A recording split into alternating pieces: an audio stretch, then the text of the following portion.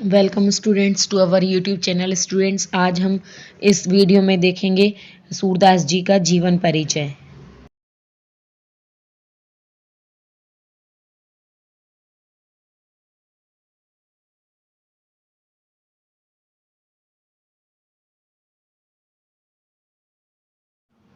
जीवन परिचय किसी व्यक्ति विशेष के जीवन वृत्तांत को जीवनी कहते हैं। जीवनी का अंग्रेजी पर्याय बायोग्राफी है। हिंदी में इसे जीवन चरित्र कहते हैं।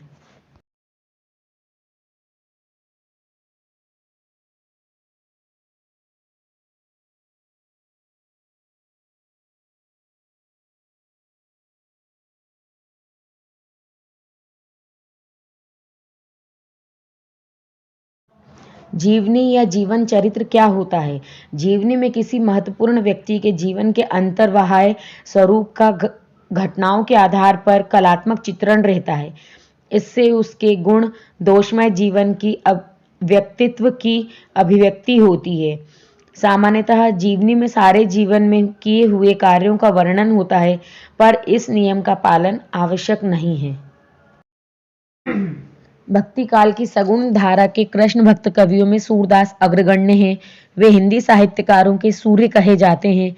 कृष्ण भक्ति की जो धारा सूरदास ने प्रवाहित की, उसने जन जन के हृदय में माधुर्य का संचार किया। वे वात्सल्य एवं श्रृंगार के सम्राट कहे जाते हैं।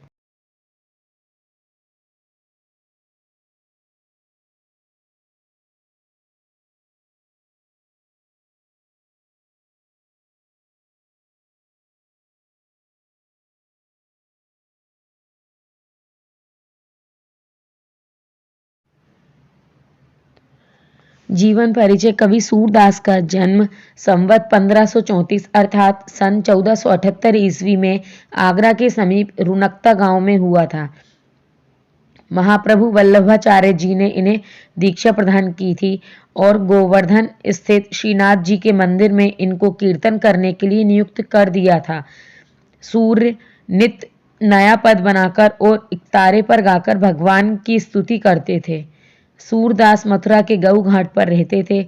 पहले वे विनय के पद गाया करते थे।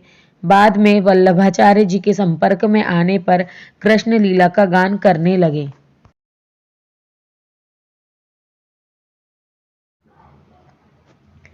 वल्लभाचार्य के पुत्र विट्ठल दास ने अष्टछाप की स्थापना की, जिसमें सूरदास को स्थापित किया गया। सूर के अंधत्व को लेकर विवाद है। कुछ विद्वान इन्हें जन्मांध मानते हैं और कुछ कहते हैं कि सूरदास ने श्री कृष्ण की लीलाओं का जो सूक्ष्म अंकन किया और रूप रंग की जो कल्पनाएं की, उसके आधार पर उनका जन्मांध होना असंभव सा प्रतीत होता है। मृत्यु सूरदास की मृत्यु मथुरा के निकट पारसोली नामक ग्राम में संवत 1640 अर्थात सन 1583 ईस्वी के लगभग हुई। भाषा शैली महाकवि सूरदास जी हिंदी के श्रेष्ठ भक्त कवि थे। सूरदास जी की भाषा शैली ब्रजभाषी थी। उनका संपूर्ण काव्य ब्रज भाषा का श्रृंगार है, जिसमें विभिन्न राग रागिनियों के माध्यम से एक भक्त हृदय के भावपूर्ण उद्गार व्यक्त करता है या व्यक्त हुए हैं। सूरदास ने अपनी इन रचनाओं में श्री कृष्ण की विविध लीलाओं का वर्णन किया है।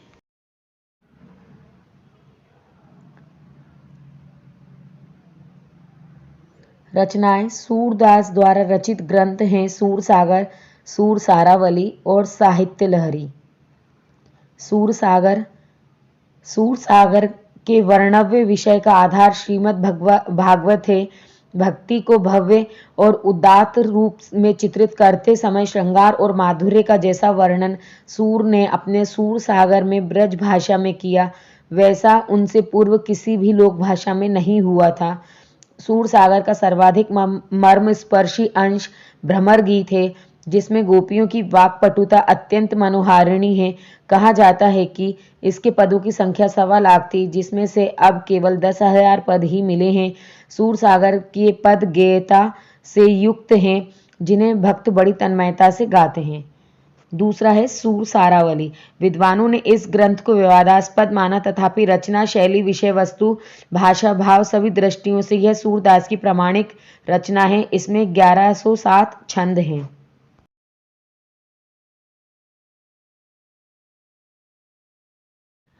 सूरदास जी की तीसरी रचना है साहित्य लहरी।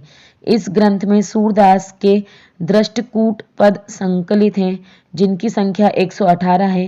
रीति शास्त्र का विवेचन भी इन पदों में मिलता है, जो विशेष रूप से नायिका भेद और अलंकार निरूपण इस ग्रंथ की विषय वस्तु है।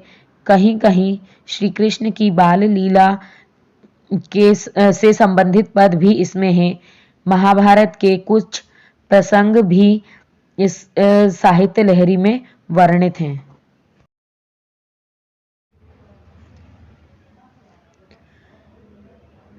निष्कर्ष: सूर की विषय वस्तु में मौलिकता है, शैली में कलात्मकता एवं प्रौढ़ता है।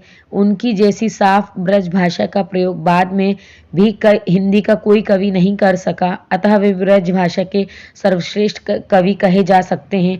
राधा कृष्ण के प्रेम का, कृष्ण की बाल लीलाओं का तथा गोपियों की विरह वेदना का हृदय स्पर्शी एवं मार्मिक चित्रण करने में सूरदास को पूर्ण सफलता प्राप्त हुई है।